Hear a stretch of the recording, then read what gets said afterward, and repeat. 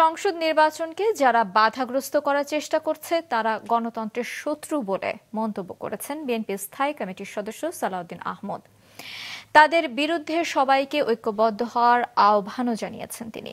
এদিকে প্রধান উপদেষ্টা নির্বাচনের যে ঘোষণা দিয়েছেন সে সময়ে নির্বাচন হবে, কেউ তা ঠেকাতে পারবে না বলেছেন স্বরাষ্ট্র উপদেষ্টা জাহাঙ্গীর আলম চৌধুরী। বিএনপি চেয়ারপারসন খালেদা জিয়ার জন্মবার্ষিকী উপলক্ষে সকালে নয়াপল্টনে দলের কেন্দ্রীয় কার্যালয়ে দোয়া ও সংক্ষিপ্ত আলোচনা সভার আয়োজন করা হয়। সেখানে বিএনপির স্থায়ী কমিটির সদস্য সালাউদ্দিন আহমেদ বলেন, একটি গোষ্ঠী নির্বাচন বানচাল করতে চায়। যারা নির্বাচন বিরোধী কর্মকাণ্ড করছে তারা গণতন্ত্রের পক্ষের শক্তি নয়।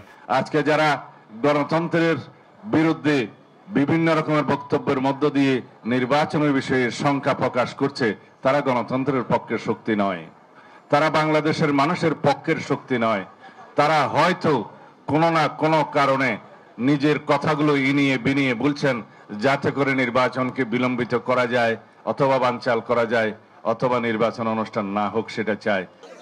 এদিকে প্রধান উপদেষ্টার ঘোষণা অনুযায়ী আগামী ফেব্রুয়ারিতেই নির্বাচন হবে, কেউ তা ঠেকাতে পারবে না বলে মন্তব্য করেছেন স্বরাষ্ট্র উপদেষ্টা জাহাঙ্গীর আলম চৌধুরী।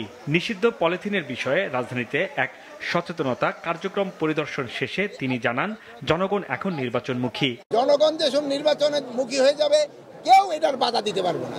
জনগণ হলো মেয়ে, রাষ্ট্রের ক্ষমতা হলো জনগণের হাতে। জনগণ যেসব চাবে আমি নির্বাচনের দিকে চলে যাব, কারো কোনো শক্তি নাই নির্বাচন বন্ধ করা। প্রধান উপদেষ্টা যেই তারিখে বলছে ওই তারিখে নির্বাচন হবে, যেই মাসে বলছে ওই মাসে নির্বাচন হবে।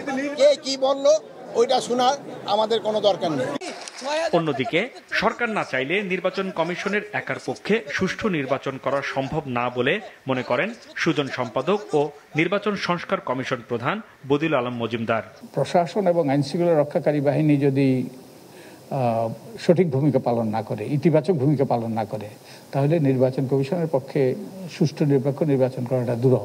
নির্বাচন হইতে হবে এবং ফেব্রুয়ারির মধ্যে নির্বাচন হওয়াটা জরুরি। আমি আশা করি তাই ঘটবে। সকালে এফডিসিতে সুষ্ঠু নির্বাচনে ইসির ভূমিকা নিয়ে আয়োজিত ছায়া সংসদে তিনি আরো বলেন, এবারও নির্বাচন বিতর্কিত হলে দেশ অনিশ্চয়তার দিকে যাবে। হাসনাইন তানভীর, মাছরাঙা সংবাদ, ঢাকা।